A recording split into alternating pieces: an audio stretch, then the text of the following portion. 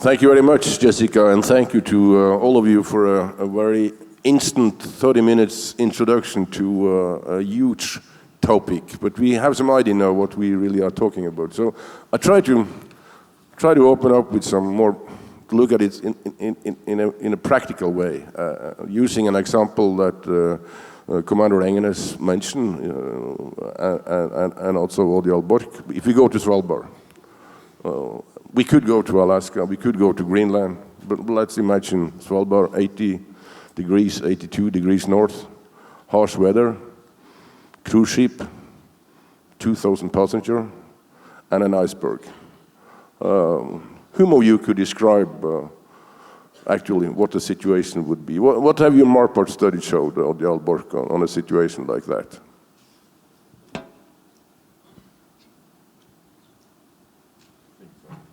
Yeah. Well, the situation will be quite chaotic, and there will be panic. We saw this in the Costa Concordia accident, that even though you were close to shore, even though you were in warm waters, there were a lot of people that didn't survive.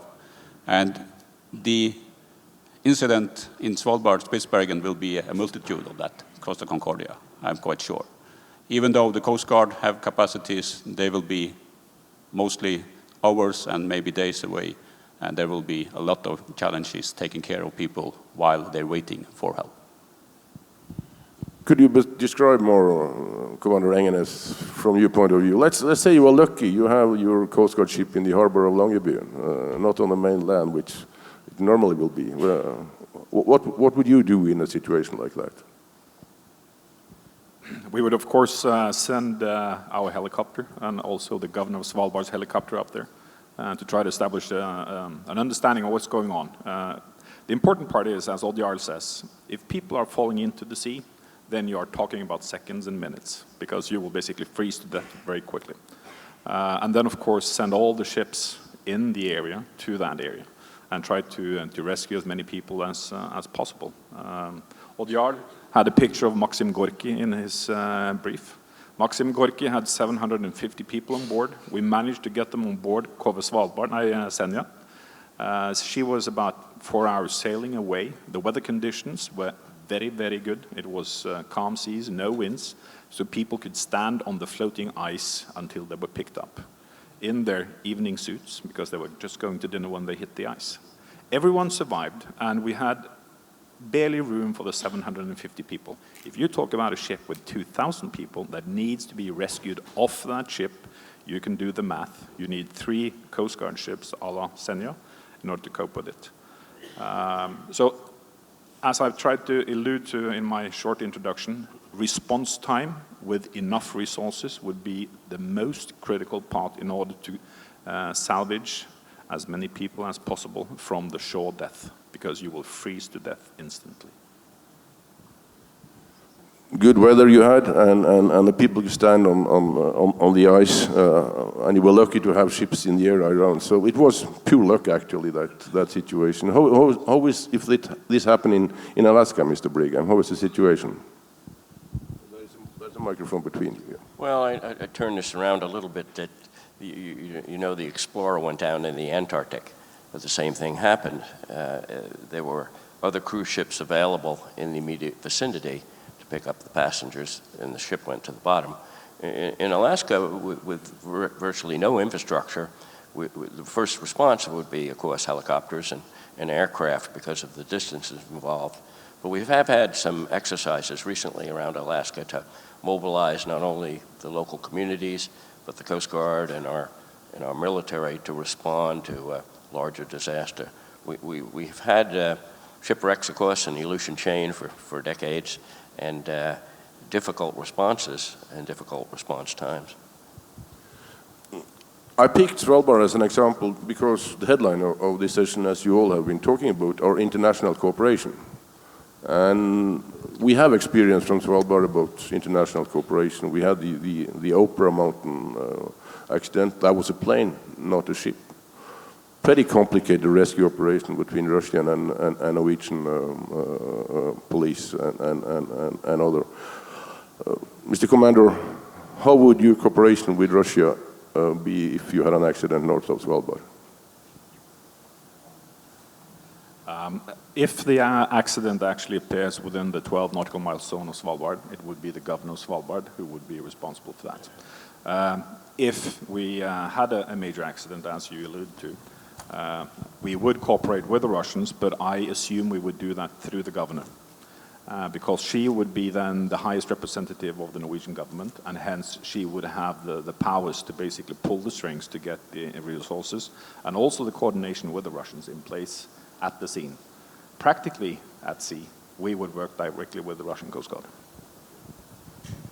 Go back to you, Mr. Borch. Can I make a comment at some point? Yeah, come on, Jessica, We were please. talking about international, and and the international collaborations, but also even going back to first response and how long does it take. And so oftentimes, local fishers are the ones who are often pulling, their own fellow fishers out of the water when something happens, or responding to someone who fell through the ice. And so in one instance, many times while it may take 2 days or something, depending on how far off the coast a ship would be, very likely I would say you would have probably local fishers who might actually end up being the first responders to that incident.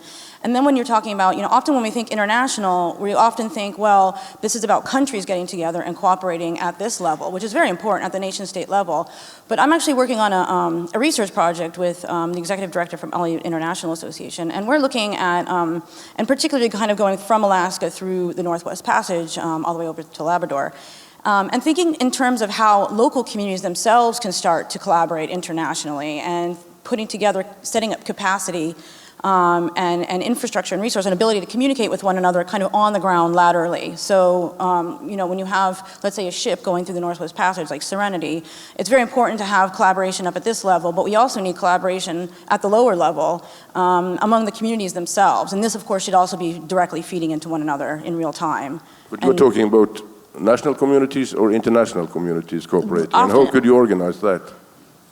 Well, in terms of like from Alaska over to Canada, that would be international. And so, and then if you get over all the way to Labrador, then we're also including Greenland in there, and so that also becomes international as well. And so, yeah, both national and international. I'm just saying to connect.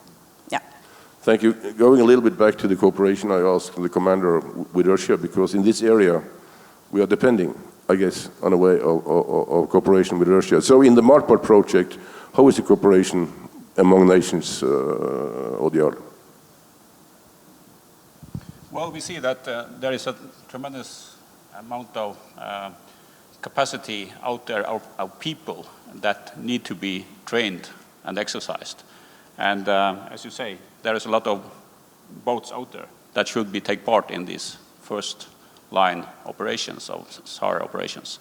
But the challenge is that we do not educate them well enough, and we certainly not do train and exercise enough.